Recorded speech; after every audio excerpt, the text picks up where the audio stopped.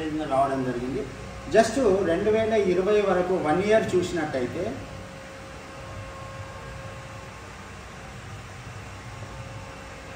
$360 showrooms open కావడం జరిగింది sir. ఒక 1 ఇయర్ ట్రెడిషనల్ మార్కెట్లో ఉంటే ఓన్లీ 40 షోరూమ్లే ఓపెన్ అయినాయి. డైరెక్ట్ సెల్లింగ్కి వచ్చే వరకు 360 షోరూములు ఓపెన్ అయినాయి సార్. అంటే గ్రోతింగ్ అనేది స్టార్ట్ అయిందా లేదు సార్? ఎన్ని రెట్లు పెరిగింది ఒక్క 1 ఇయర్లో? మోర్ దెన్ అంటే గ్రోత్ అనేది కానొచ్చింది.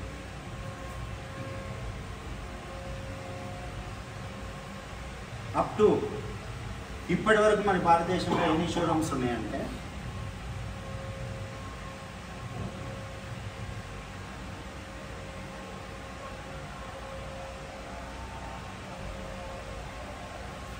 ఒక ఏడిఎంఎస్ కంపెనీకి ఇప్పటికీ మన భారతదేశంలో 1500 షోరూమ్ల దాకా ఉన్నాయి సార్. అంటే ఒక్కటి ఆలోచించండి సార్, జస్ట్ 4 ఇయర్స్లో మన కంపెనీ ఎస్టాబ్లిష్ అయ్యింది. 4 సంవత్సరాల భారతదేశంలో ఒక 1500 షోరూములు ఉన్న సంస్థగా ఎదిగింది. అంటే ఇది చిన్న సంస్థ అంటారా పెద్ద సంస్థ అంటారు సార్? కాకపోతే పర్వాలేదు అని కూడా అనుకోవచ్చు సార్. మరి లో అయితే కాదు, పర్వాలేదు అనుకోవచ్చు. లేదు మనకు అవగాహన ఉంటే this is the biggest organization అని కూడా చెప్పవచ్చు. ఓకేనా సార్? తీసుకున్నాం అనుకోండి, కొత్త బండి ఎవరం కొన్నా ఇంటి పక్కల్లో రిలేషన్స్లో ఎక్కడ తీసుకున్నావు ఏంటి అని అడగక మానుతారా సార్? ప్రతి ఒక్కరు అడుగుతారా అడగరా? ఎంత ధర, ఎక్కడ తీసుకున్నావు, ఎంత మైలేజ్ ఇస్తుంది, ఇవన్నీ అడుగుతారు కదా. ఒకవేళ మనకి ఈ కాన్సెప్ట్ నచ్చి ఇందులోకి మనం వచ్చామనుకోండి, మనకు నియరెస్ట్గా ఈ షోరూమ్స్ ఉండాలన్నా వద్దా? ఎందుకు వాళ్ళు అడిగిన వాళ్ళు నేను బొడుపల్నే తీసుకున్నా అంటే అరే మనకు దగ్గరే కదా తీసుకున్నా అంటారు. మనం కూడా తనకు నచ్చితే సర్వీస్ కూడా అది ఇబ్బంది లేదు కదా, దగ్గరే ఉంది కానీ తీసుకోవడానికి ముంగడికి వస్తుంది. కానీ బోడుపల్ల కదా తీసుకున్నది నేను ఎక్కడో వరంగల్లో తీసుకున్నా లేకపోతే ఎక్కడో షోరూంలో తీసుకున్నా అంటే ఏమో ఎప్పుడైనా ఖరాబ్ అయితే మళ్ళీ అంత దూరం నేనే వెళ్ళగలుగుతా అనే ఉద్దేశంతో తీసుకోవడానికి కూడా వాళ్ళు ఇంట్రెస్ట్ ఉన్న వెనకడికి చేస్తారు. Yes sir?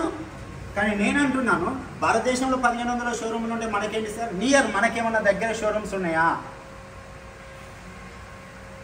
మనం ఇప్పుడు షోరూమ్లోనే ఉన్నాం. సిటీలో ఎల్బీ నగర్, కొత్తపేట, దిల్సుఖ్ నగర్, సికింద్రాబాద్ ప్లస్ నాగోల్, గట్కేసర్, బీబీ నగర్, భువనగిర్, జంగాం, మోత్కూర్. అంటే కంపెనీ యొక్క ఆలోచన కూడా మీరు ఇక్కడ గమనించండి సార్. ప్రతి మండల స్థాయిలో కూడా ఏడిఎంఎస్ షోరూమ్ ఓపెన్ చేయాలని అడుగులు వేస్తున్నారు సార్ మన ఏడిఎంఎస్ కంపెనీ. అంటే ప్రతి ఒక్కరికి అందుబాటులో మన షోరూమ్ ఉండాలి. ఎలక్ట్రికల్ వెహికల్ అనేది రానున్న యుగం కాబట్టి షోరూమ్స్ అందుబాటులో ఉంటే ఫీల్డ్ చేసే మనకు కూడా అన్ని విధాల సౌకర్యం ఉంటుంది అనే ఉద్దేశంతో ప్రతి మండల స్థాయిలో కూడా షోరూమ్ ఏర్పాటు చేయాలనే ఆలోచనలో కంపెనీ ఉంది. కాబట్టి నియర్ అయితే మనకు ఉన్నాయి అనేది తెలుస్తుంది. ఏం సార్? మనకు భువనగిరి ఉంది, మోత్కూర్ ఉంది, జంగాం ఉంది. ఓకే, ఇక్కడ సిటీలో అయితే నెంబర్ ఆఫ్ ప్లేసెస్ ఉన్నాయి. ఇక నియర్ గురించి నేను ఇక్కడ రాయాల్సిన అవసరం లేదు. వాహనాలు తయారు చేసి అన్ని కంపెనీలకు కూడా సబ్సిడీలు ఇస్తుంది కాబట్టి ప్రొడక్షన్ పెరుగుతుంది.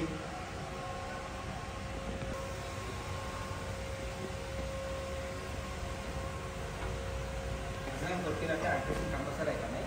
ఎందుకంటే ఇవాళ సండే కాబట్టి కొన్ని కంపెనీ పంపిస్తారు, కొంతమందికి ఏమో క్యూఆర్ కోడ్ ఓపెన్ అవుతుంది, కొంతమందికి ఓపెన్ అవుతుంది. ఇంతకుముందు ఆన్లైన్ ఉంది డైరెక్ట్, అంటే ఇప్పుడు కూడా ఆన్లైనే. నేను చేసింది ఎంతమంది 41 నెంబర్స్ తీసిన. 41 నెంబర్స్ కూడా ఫస్ట్ 20 నెంబర్స్ తీసిన. 20 నెంబర్స్ ద్వారా తర్వాత కొంతమంది తెలియదు. 41 నెంబర్స్ ద్వారా దగ్గర 2366 అయింది. ఓకేనా? ఇది జస్ట్ ఒక 1 ఇయర్ 5 డేస్ అవుతుంది సార్ ఇందులోకి వచ్చి. తన ద్వారా టీమును ఎస్టాబ్లిష్ చేసి ఈ కెరియర్ను పరిచయం చేసిన వాళ్ళు తన బాటలో నడుస్తున్న వాళ్ళందరికీ 3,03,01,000 రూపాయలు తీసుకోవడం జరిగింది. అందులో నేను కూడా ఉన్నాను సార్. ఇక్కడ ఉన్న జూనియర్స్ కూడా కొందరు ఉన్నారు. అంటే తను డబ్బులు తీసుకోవడం గొప్పతనం కాదు సార్. ఇక్కడ 36 లక్షలు, కానీ ఒక 3 కోట్ల చిల్లర తీసుకోవడానికి అవకాశాన్ని చూపించిన మార్గదర్శి కదా. అందుకు సార్కి ఒకసారి మనము థ్యాంక్ యూ సార్.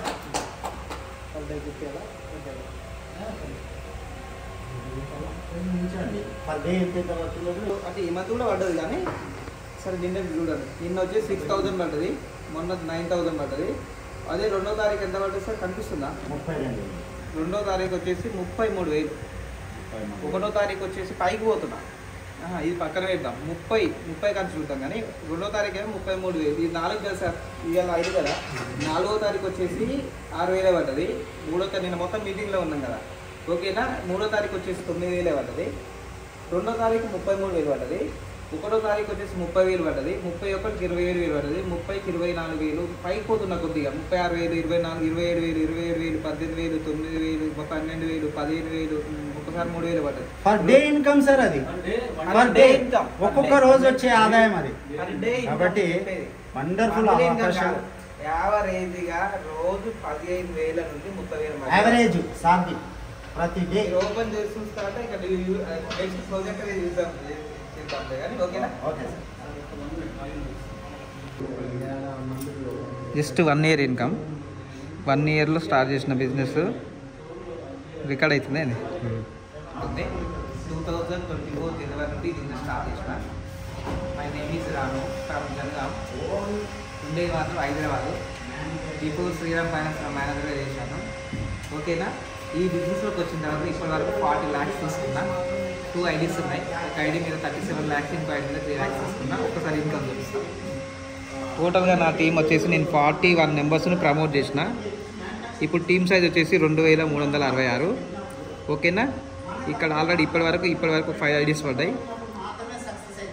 ఓకేనా. నాకు ఐపీలో కూడా 3,62,000 పోయింది కంపెనీ షేర్స్, ఓకేనా. ఇక ఇది నా ఇన్కమ్ నిన్నటి వరకు 36,73,000 నిన్నటి వరకు. ఒక ఐడికి, ఇంకో ఐడికి 3 లక్షలు ఉంది ఇన్కమ్, ఓకేనా. ఎవ్రీడే ఇది నా టీమ్ ఇన్కమ్. నా టీంకు నేను ఇప్పించిన ఇన్కమ్ 3,30,00,000. ఒకసారి మా వ్యూస్ కోసం మీ బ్యాంక్ స్టేట్మెంట్ చూపించగలుగుతారా సార్? చూపిస్తా. బ్యాంక్ స్టేట్మెంట్ నెఫ్ట్ త్రూ పడుతుంది, ఇళ్ళకి వచ్చే చూపిస్తా.